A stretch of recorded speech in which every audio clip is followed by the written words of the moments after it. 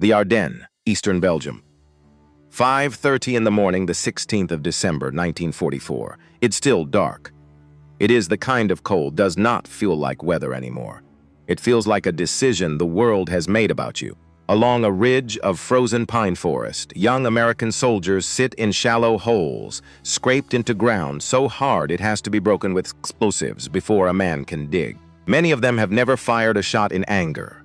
They are boys from Pittsburgh, from Ohio, from small Pennsylvania towns, sent to what the Army has quietly labeled a quiet sector. A place to learn the war slowly. A place where nothing happens. Then the horizon tears open. The first German shells come down not as a warning, but as a verdict. Hundreds of guns, firing along an 80-mile front, and here on the northern shoulder, the sky simply comes apart. Trees explode into splinters. The earth lifts and drops. Steel rains through the branches. A veteran German officer, a man who has survived years of this, will later admit he had never seen a bombardment like it. For the green kids of the 99th Infantry Division, there is no frame of reference at all. There is only the noise, and the ground moving under them, and the dawn that will not stop screaming. This is the opening of the last great German offensive of the Second World War. Hitler has gambled everything on it. The plan is to split the Allied armies, race to the port of Antwerp, and force the West to the negotiating table. And the hammer aimed at this northern shoulder is his finest instrument. The 6th Panzer Army, built around the elite armored divisions of the Waffen SS.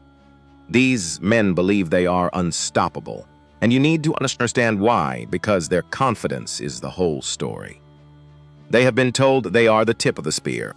Their orders are breathtaking in their arrogance. Punch through the thin American line here, seize the high ground, and drive for the Meuse River, dozens of miles to the west, in a matter of days. Some of the Panzer's crews expect to be rolling through captured towns by the weekend. They look at the map, they see an untested American division holding too much ground with too few men, and they see prey.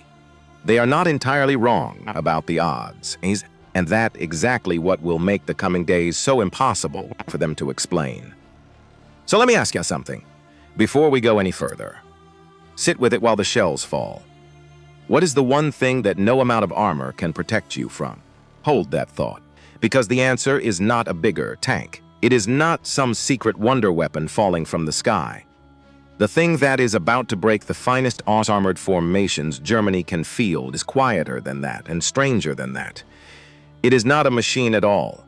It is a system, a method, a network of ordinary men with radios and maps and mathematics, most of them barely out of their teens, who can reach across miles of frozen countryside and bring the entire sky down on a single point of ground. Fire you cannot see coming. Fire you cannot hear in time. Fire you cannot outrun.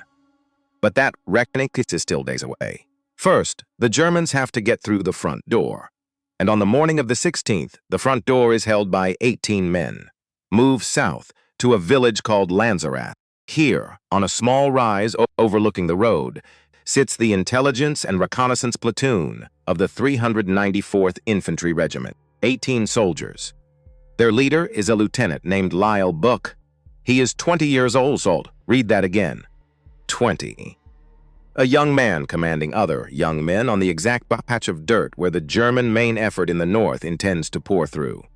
Beside his platoon are 4 forward artillery observers, men whose entire purpose is to see the enemy and call for the guns. On this day, that quiet skill will matter more than anyone standing on that hill can possibly imagine. Bouck is not reckless. He is careful, methodical, the kind of quiet officer who checks his positions twice and trusts his eyes. Through the morning, an entire German troopers move up the road toward him, hundreds of them, marching almost casually, unaware that the Americans are dug in and waiting above. Bouck gets on the radio. He reports exactly what he sees. He asks, in effect, for permission to pull back because 18 men against a battalion is not a battle. It is arithmetic, and the arithmetic is hopeless. He is told to hold, so he holds. What follows is one of the most astonishing small unit stands of the entire war. For nearly 20 hours from that low rise, 18 Americans and their 4 observers fought off wave after wave of German infantry climbing the open slope. They fire until their rifles foul and jam in the cold. They ration every round. When a machine gun runs dry, someone crawls to find more. And the Germans, incredibly, keep coming straight up the hill. Again and again, and again and again, they are cut down in the snow. By nightfall, this one tiny platoon has torn the attacking force apart, inflicting losses far out of proportion to its size. But there are only so many bullets, only so many men, and no help is coming. Here is the first turn in this story, and it is not the one the movies would hand you. Bouck and his men do not win. They are overrun. In the dark, out of ammunition, surrounded on all sides, nearly every one of them is captured, several of them wounded. As they are herded into captivity, the clock rolls past midnight into the 17th of December. It is Lyle Bouck's 21st birthday. He spends the first hours of it as a prisoner of the very men he has spent a day trying to hold back. By every measure visible on that battlefield, it looks like a defeat. 18 men gone, a position lost. Another small American unit swallowed whole by the German tide. Except it is not a defeat. It is the first crack running through the entire German plan, because the one thing the 6th Panzer Army cannot afford to lose is time. The whole gamble is built on speed. Break through fast. Seize the roads. Reach the river before the Americans can wake up and react. Every hour of delay is a nail driven into the coffin of the offensive. And on that hill at Lanzerath, 18 exhausted young men held up a critical thrust of the German advance for most of a day. A day the Germans did not have. A day that let the Americans, further back, begin to move, to shift, to prepare. The prey had cost the hunter something he could never buy back. And this becomes the pattern about to repeat itself across the northern shoulder. Over and over, at a scale the Germans never saw coming. Hitler sent his most elite, most arrogant formations to sweep a green division out of the way. Instead, from the very first hours, this became the one sector of the entire offensive where the Germans simply could not make it work. Not because the vetted tanks. They didn't. In a straight duel, steel against steel, the German Panthers held the advantage, and every crew on both sides knew it. The Germans lost here for an entirely different reason, and they never fully understood it, even long after the war was over. Now move to a pair of swarming villages is just behind the front. Rocherath-Krinkelt, the twin villages. Roads running through them like veins, and just behind them, rising out of the fog, a long, low spine of high ground the Americans call Elsenborn Ridge. The veteran 2nd Infantry Division has been fighting here alongside the shattered remnants of the 99th, and the situation is unraveling. German armor is prowling the edges of the villages. The lines are hopelessly tangled. Men from different units are mixed together in the freezing streets, saints uncertain who holds the next house or the next corner. The elite 12th SS Panzer Division, Hitler's prized Hitlerjugend, is pressing hard, certain the door is finally about to swing open. The American commander on the ground here is Major General Walter Robertson, 56 years old. A career soldier who has spent these terrible days doing something that, from a distance, looks like almost nothing. He has been driving up and down the single road through the twin villages, personally, under fire hour after hour, coordinating not an attack, but a withdrawal. And on the 19th of December, he gives the order that seems to seal the catastrophe. Pull back, abandon the twin villages, surrender the ground his men have bled and died for. Fall back onto Elsenborn Ridge. To a German tank commander watching through his optics, this can only mean one thing. The Americans are running. The line is finally breaking. The road to the Muses is opening at last. He has never been more wrong in his life, because here is the third turn, and it is the hinge the whole battle swings upon. That ridge the Americans are retreating to is not a place of last resort. It is a killing ground chosen on purpose. From the crest of Elsenborn Ridge, American observers can see almost every road, every open field, every approach the Germans will be forced to use. And behind that ridge, and upon it, the American artillery is gathering. gun after gun, wheel to wheel, until more than 300 pieces stand ready. And they are doing something the Germans have no answer for. They are registering their fire, measuring every crossroad, every bare slope, every likely spot a German column will have to cross, marking each one as a target, calculated in advance, written down, waiting, so that when the moment comes, they will not need to find the range. They will already own it. The Americans are not fleeing to safety. They are drawing the enemy into the open, onto ground, where every square yard has already been marked for death. The retreat is the trap, and the men of the 6th Panzer Army, the elite, so certain that the Green Americans have finally broken and run, are about to climb upon a bare, frozen slope, straight into the sights of 300 guns, and the quiet young observers who will conduct them like an orchestra, tuning to a single, terrible note. They believe they are chasing a beaten enemy. They are walking into one of the heaviest concentrations of artillery fire the German army would face in the entire offensive. And not one of them, not yet, has any idea what is waiting on that ridge. Before the ridge, there were the villages. And the villages were a nightmare that the men who lived through them would carry to their graves. Go back with me to those first terrible days from the 17th of December on in Rocherath-Krinkelt, the twin villages sitting just below Elsenborn Ridge. Because to understand what the guns finally did, you first have to understand what it cost, in blood and in courage, to buy the time to bring those guns to bear. Nothing on that ridge was free.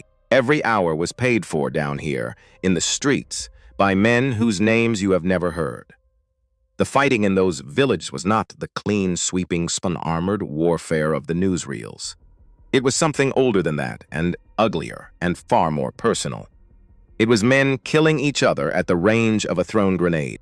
It was fought in the dark, in fog so thick a soldier could not see the man in the next doorway, in a cold so deep that the wounded froze before they could bleed to death. German tanks, the finest machines in the world, came grinding into the narrow lanes of those Belgian farm towns, and there they found something their designers had never accounted for. A tank is a god on open ground, in a village street walled in by stone, blind to what waits around the next corner.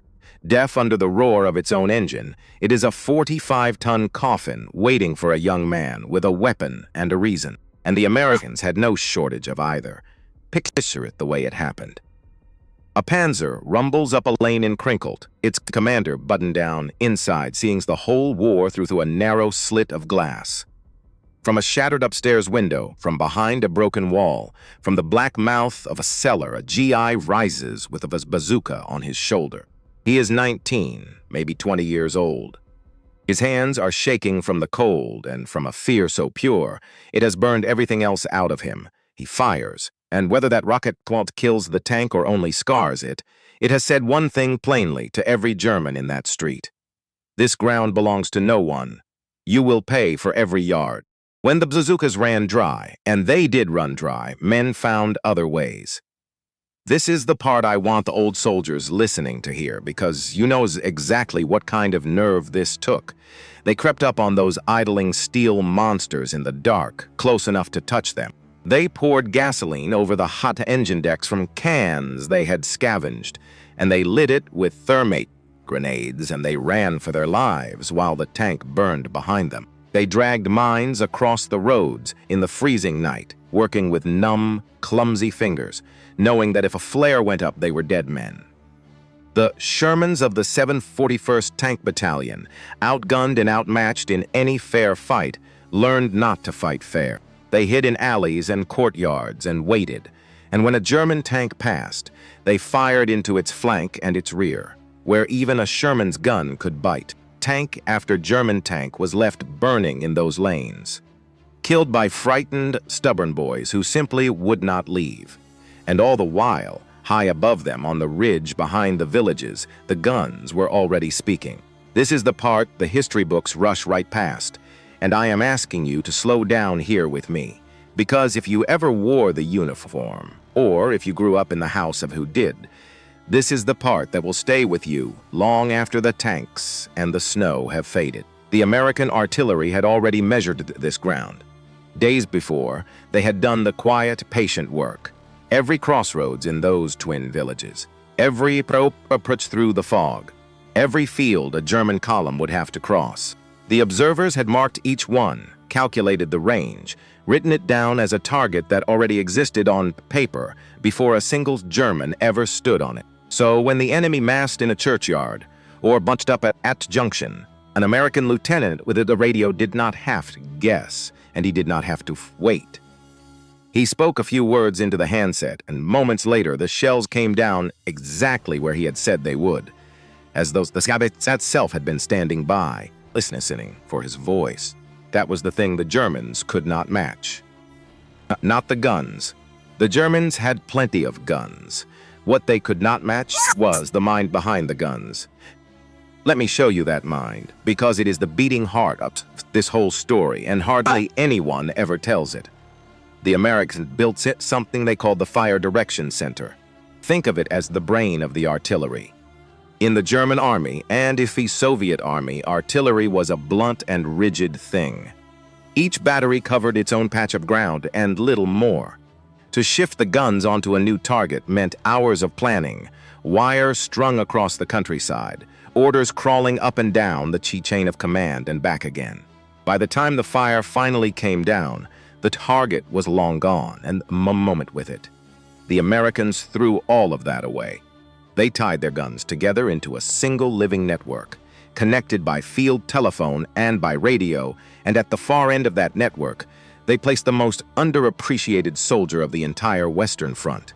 Not a general, not a tank ace with a chest full of medals, a forward observer. Very often a young lieutenant, cold and filthy and utterly alone, lying flat on the crest of a ridge with a pair of binoculars, a map, and a radio.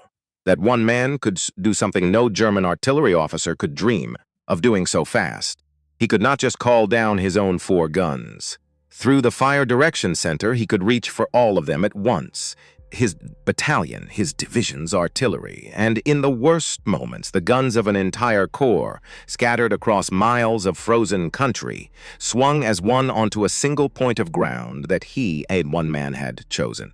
Hundreds of guns, waiting on the word of a 23-year-old with a steady voice and a good pair of eyes.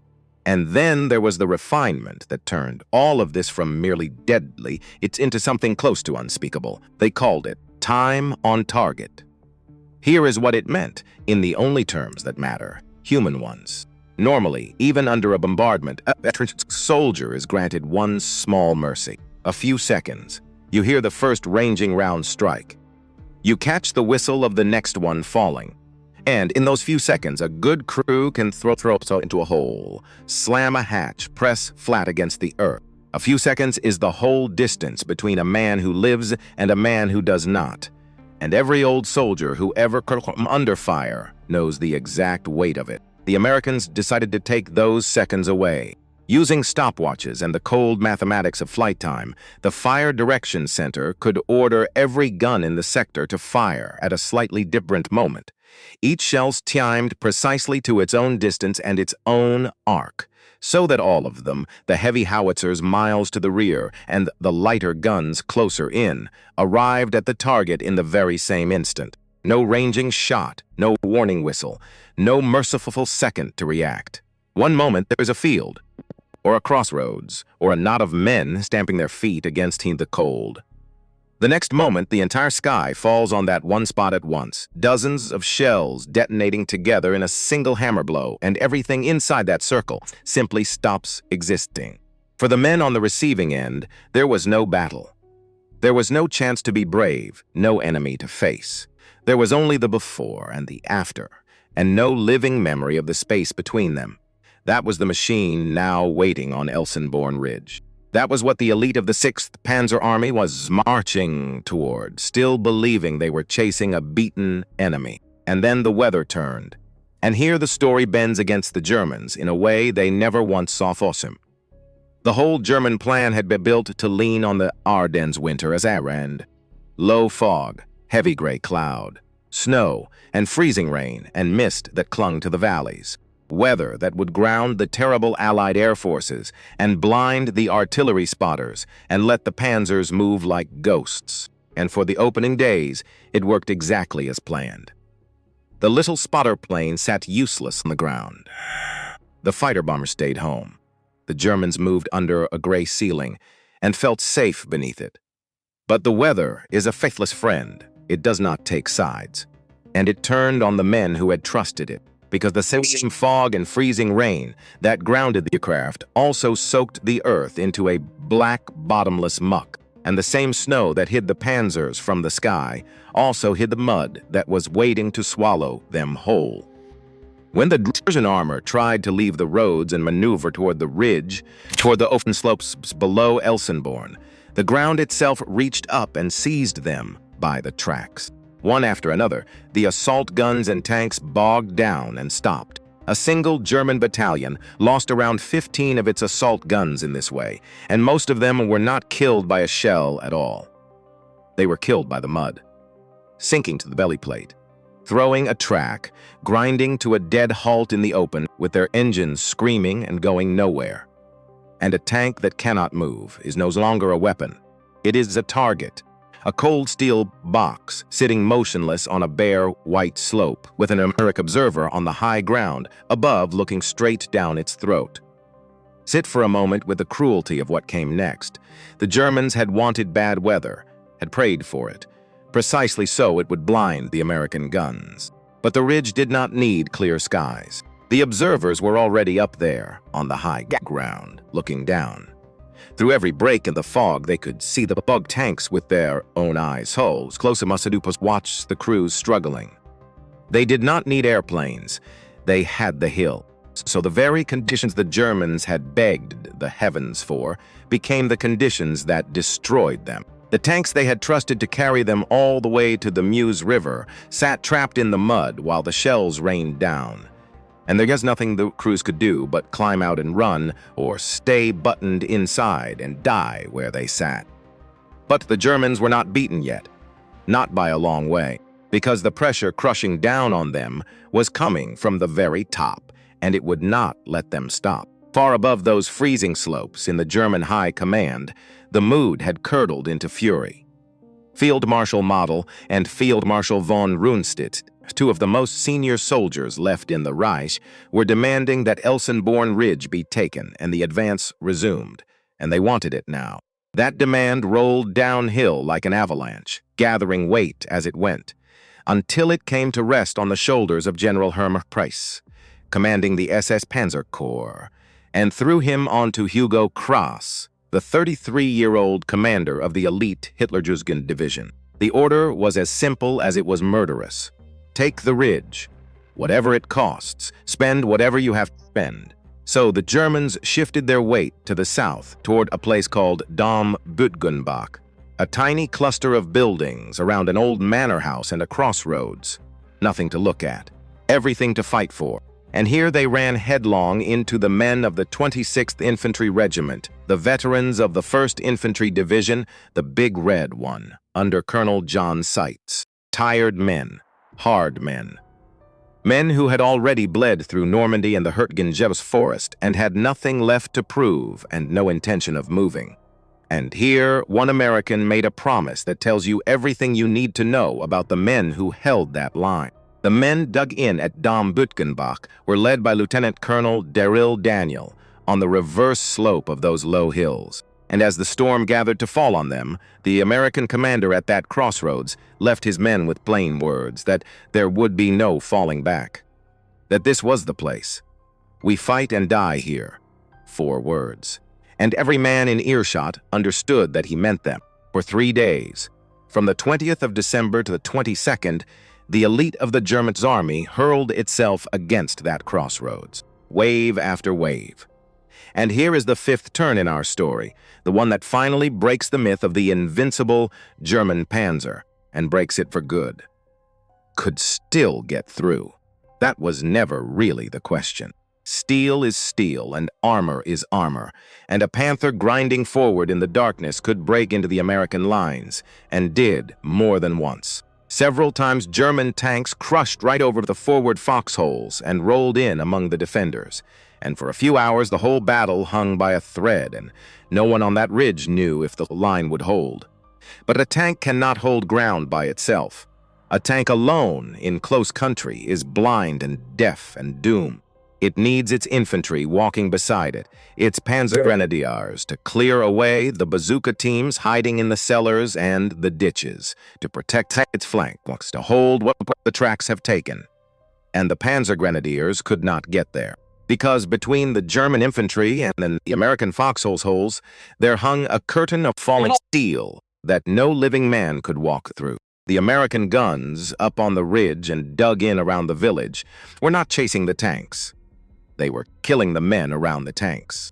The 33rd Field Artillery Battalion, supporting Daniel's line, would throw up illuminating rounds first, lighting Germans against the snow like figures on a stage, and then bring down high explosive and white phosphorus until the assault came apart. And the fire was so heavy, so relentless, so absolute, that the German foot soldiers were torn to pieces in the open long before they ever reached the American line.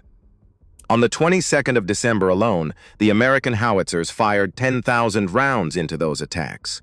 10,000. In a single day, into a stretch of ground you could walk across in a few minutes. Imagine standing on the receiving end of that, and you begin to understand why no man could cross it.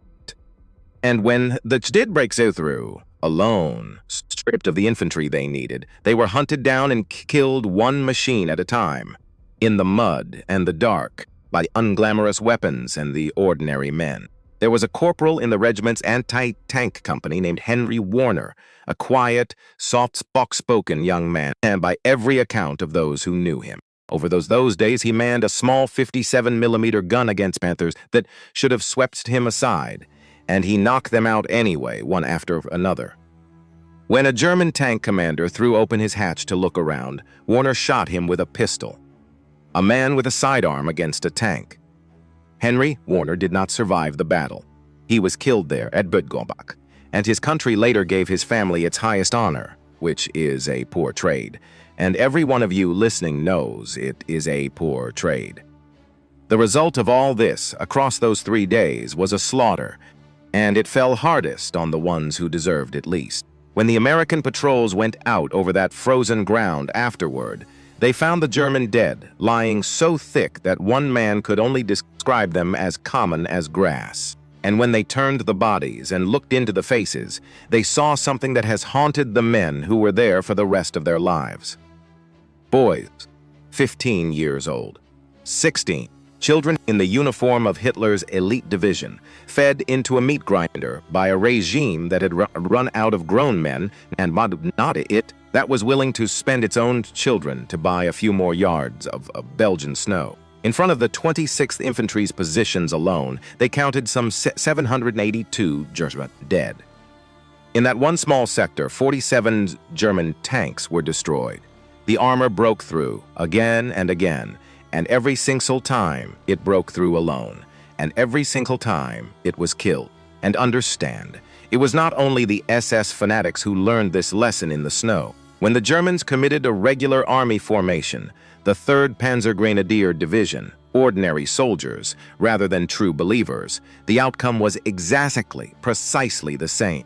The moment they came out of the tree line and started up the open slopes toward the ridge, the observers found them and the guns found them, and they were cut down before they had gone 100 yards. It made no difference whether a man believed in Hitler or hated him.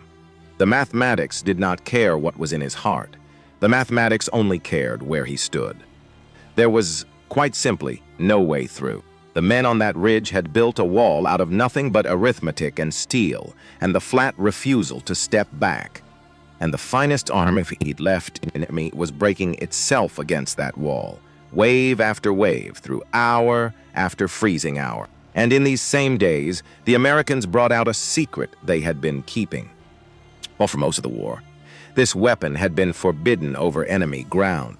It was so advanced, so closely guarded, that the American command had refused to let it be fired where the enemy might recover it, terrified that a single shell might fail to explode, be dug out of the mud by the Germans, and give the secret away. That is how important they believed it to be. It was guarded almost the way they guarded the atomic bomb itself. They called it the proximity fuse, the VT fuse. Understand what it did, because it rewrote the oldest rule of survival under fire. An ordinary artillery shell has to strike something to go off. It buries itself in the dirt, or the snow, or the mud, and a great part of its killing power is wasted downward, into the ground. A man in a deep hole, or pressed under trees, had a real and honest chance to live. The proximity fuse took that chance and threw it away. Tucked into the nose of the shell was a tiny radio transmitter, a miniature miracle of engineering for that age, sending out radio waves and sensing the shift in the signal, bouncing back off the earth below. And at a set height above the ground, before the shell ever touched anything, that little radio told it to detonate. In the air, overhead. And in the forests around Elsenborn, that meant something out of a nightmare. The shells burst above the treetops, and the frozen pines themselves became weapons, exploding into a driving downward rain of jagged wood and razor steel that fell straight out of the sky onto the men below. A foxhole protects you from fire that comes from the side. It is no protection at all from death that comes straight down from above. For the German soldiers caught out knots in that, there was no ground low enough to save them, and they could not understand it. Everything in their experience told them that in this weather, dug in under the trees, they were safe from the guns. And instead, the shells kept finding them, bursting overhead where no shell was ever supposed to burst, and there was nowhere left in the world to hide. German prisoners would describe it as something for which there was simply no answer and no defense. It broke their bodies first. And then it broke something harder to men.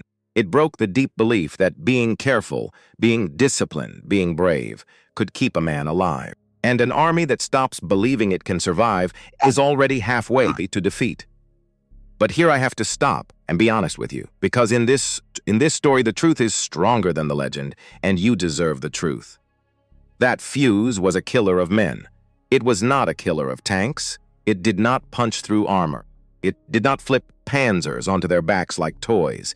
It did not reach through sealed steel and strike a crew dead while leaving the machines touched, whatever the old campfire stories claim. What it did was scour the infantry off the face of the battlefield. It stripped the tanks of the men who were supposed to protect them, and it left that armor naked and alone. And once the armor was naked, it was the humble, unglamorous weapons that finished the work. The mine buried in the road, the bazooka fired from a cellar window, the tanks destroyer waiting in the dark, the 57mm gun served by a quiet corporal with a pistol, the mud that would not let a 45-ton machine take one more step. That is the real truth of Elsenborn. Not a wonder weapon, not a miracle handed down from on high. A system, and a hill, and a curtain of steel, and a few thousand cold, frightened, ordinary men who would not take one step back. The Germans had come to this place certain that they were the masters of the battlefield, the chosen, the unstoppable spearhead of a 1,000-year empire. By the 22nd of December, out there in the snow among their own dead children, they had begun to learn a different and final lesson, that they were not the masters of this battlefield at all. They were only its fuel. And still, even now, the worst was not over for them. Because their commanders, deaf to the slaughter, blind to the ruin, were about to order what was left of them up, that terrible slope, one last time. They came one last time on the 26th of December. By then, the ridge had become something the Germans could no longer explain to themselves as a behind it, and upon it, wheel to wheel in the frozen fields, stood more than 300 American guns. Not one division's artillery anymore, but the massed guns of a whole army corps, all of them tied into that same silent web of telephone wire and radio, all of them waiting on the observers up on the high ground who could see everything that moved. And on that morning, the Germans sent one more division up the slope. Not the elite this time. A Volksgrenadier division, the 2 and 46th, worn men and replacements, scraped together and pointed at the hill because the orders from above still demanded that Elsenborn be taken. They rose out of their assembly areas and started forward across the open ground. They did not get far. There was no grand battle this time. There was barely a fight at all. The observers saw them form up. A few words went into a radio, and the sky came down on them almost in the same breath. The whole weight of a corps artillery arriving at once, before the attack had even gathered its speed. The assault was smashed apart, practically at the moment it began, swept off the slopes like something brushed from a table. Men who had been walking forward 1 second were simply gone the next. And that was the end of it. After the 26th, the Germans did not attack Elsenborn Ridge again. Not because they were ordered to stop, because there was nothing left to send, and every man who had looked up at that hill now understood what it was. It was not a position, it was a place where armies went to die. The vast concentration of American guns had made the ridge, in plain and simple terms, unassailable, impossible, a wall that could not be climbed by the living. Sit with that for a moment. The single most powerful offensive Nazi Germany would ever launch in the West. Its last rain throw of the dice, its beloved SS Panzer divisions, the tip of Hitler's spear, and on this ground, the northern shoulder, the decisive ground, it had gained essentially nothing. This was the one sector along the entire front of the Battle of the Bulge, where the Germans attacked and could not advance. Anywhere else, they changed holes, driven deep, thrown the map into chaos. Here, against the Green Division, a tired veteran division, and a hill full of guns, they had been stopped cold from the very first day and never got moving again. But the men on that ridge did more than save themselves. And this is the seventh turn in our story, the one almost no one ever sees, because half it on the map, miles away, and not in front of anyone's eyes. Remember what the whole German plan had depended on: speed, road. The 6th Panzer Army had been handed a small number of specific routes west. The paved roads through this sector and the entire timetable of the offensive rested on seizing them fast and pouring armor down them toward the Meuse before the Americans could recover. Those roads were through Elsenborn, through the twin villages, through Bouck, through exactly the ground the Americans had turned into a killing floor. By holding that ground, the men on the ridge did not just win their own battle. They reached out and strangled the road. They slammed shut the best of routes west for the entire northern half of the offensive, and that had a consequence that reached all the way to the most feared German commander on the field. You have heard his name before in this story. Jochen Peiper, the hard, ruthless SS colonel whose armored spearhead had raced ahead in the south, the man whose command forever be sufficed by the murder of American prisoners near Malmedy. Peiper was supposed to be the arrow flying to the river, but the roads he needed, the good roads, the northern roads, were locked behind the wall at Elsenborn. And because that wall held, Peiper was forced off the routes he wanted and down onto a wretched, narrow backcountry track to the south, single lane in places, unpaved, winding through terrain no armored column should ever have to cross. When he looked at the route he had been shoved onto, Peiper is said to have spat that it was fit for bicycles, not for tanks. That is what the ridge did. That is the hidden reach of it. A hill full of guns, and a few thousand men who would not step back did not only stop the enemy in front of them, they knocked the whole northern offensive off its rails and shoved even its sharpest spearhead onto a road to nowhere, where it too would grind to a halt, run dry of fuel, and die by the side of the road. The men freezing in their foxholes on Elsenborn never saw Peiper. They never knew what they had done to him, but they did it all the same. And now, at the end, I owe you the whole truth, the real truth. Because the truth of what happened here is stronger and stranger than any legend anyone has ever hung on it, and you are the kind of audience that would rather have the real thing. The legend says American artillery erased German panzer divisions, that the guns of Luna did it, that some secret shell reached out and blew the finest tanks in the world to scrap from miles away. That is not what happened. What happened was harder and truer and better. Hitler's most cherished division, the Hitlerjugend, the young fanatics he had counted on to shatter the American line, threw itself against this ground until it had almost nothing left. Alongside it, a regular army Panzer Grenadier division did the same and met the same end. Sepp Dietrich's whole 6th Panzer Army, the main effort, the chosen hammer of the entire offensive, beat itself against these hills and these villages until, in the plain words of the record, it had reduced itself to a state of uselessness. It did not need to be destroyed by a wonder weapon. It destroyed itself on the guns, on the mud, on the mines and the bazookas, on the stubbornness of men who would not run. And who stopped them? Sunatspavin, a green American division that the Germans had written off as children, the battle babies standing beside the exhausted veterans of the 2nd Infantry Division and the Big Red One.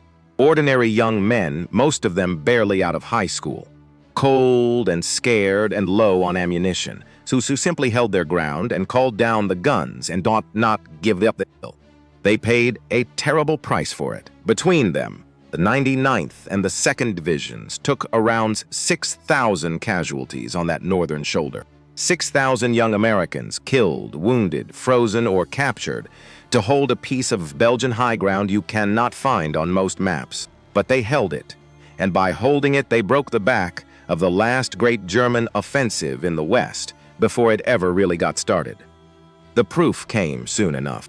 By the middle of January, Sepp Dietrich's 6th Panzer Army, the elite formation that was supposed to lead the charge to the sea, was pulled out of the line and shipped east to be thrown against the Russians in a war it could no longer win. The spearhead that had been meant to split the Allied armies and change the course of history left the Western Front beaten, spent, and going the wrong direction.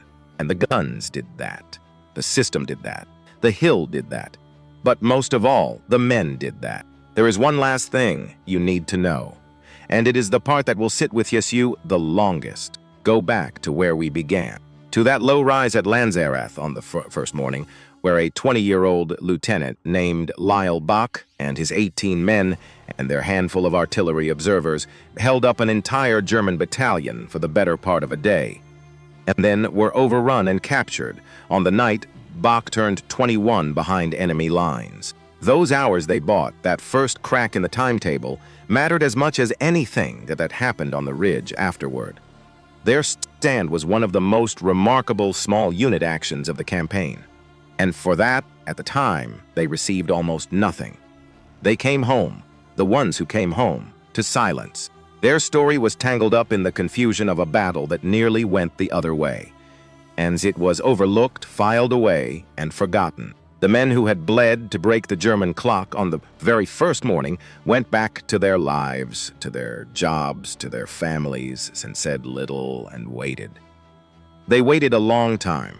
It was not until 1981, nearly 40 years after that hill, that their country finally understood what they had done and honored them for it. Old men by then, most of them. Some of them gone, decades late, but it came. And maybe that is the most honest ending this story can have. Because that is how it usually goes, isn't it? The men who actually hold the line are rarely the ones the cameras find.